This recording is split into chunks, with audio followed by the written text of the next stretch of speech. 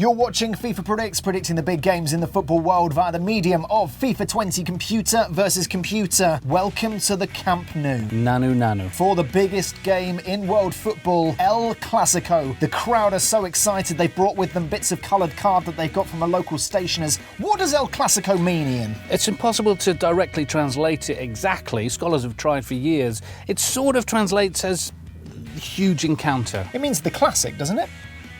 Yeah, it does. It means that. The Camp Nou. Nanu. That wonderful stadium, which doesn't seem to have a roof and an incredible piece of forgetfulness. In this ground, every save, every shot is heightened, and there's no better example than this rasping effort from Danny Caravan, the keeper thankful he's wearing gloves. Yeah, that early shot is like a warning sign from Real Madrid. It will leave their opponents terrified. It's early sighters like that can assert one team's total dominance. Real Madrid made the early breakthrough after, defensively speaking, Barcelona left a pie cooling on the windowsill. Benzema lifted Vinicius Jr. up, who ate that pie clean in one. The way Vinicius burrows through the defence like a mole, Ian. Absolutely, he's the goal mole, that's what they call him. Look at that replay. He's booked himself a ticket on the Greyhound to 1-0 City with himself as the driver. So he's booked a ticket on the bus, but he's driving it himself. He's also driving it. I don't really know why he splashed out the money when he was going anyway, So because he's being paid to drive the bus, but he's also bought a ticket. It's literally a busman's holiday. He should have just said to his employers, just deduct the cost of a ticket from my overall wage packet because I want to be on that bus that I'm driving. Vinicius Jr., is that a tribute to the 80s TV show Dallas? No, I don't think so. I think it's Vinicius Jr., which weirdly is what his dad was called as well. So two Vinicius Juniors in one household must have been an incredibly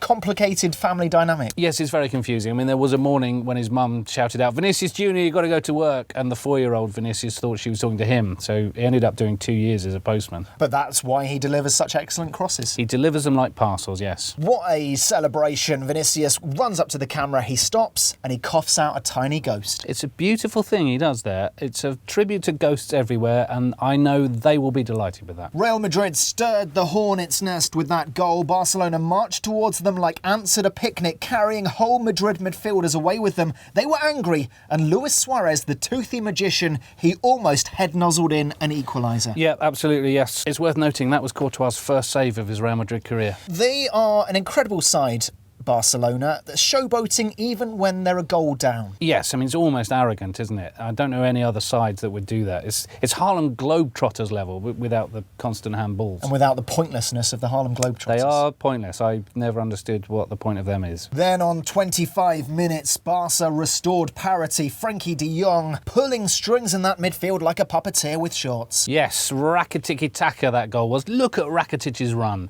He and de Jong, they're on the same wavelength there. It's like you and me, Anthony. Yeah. We know each other so well, we finish each other's sentences.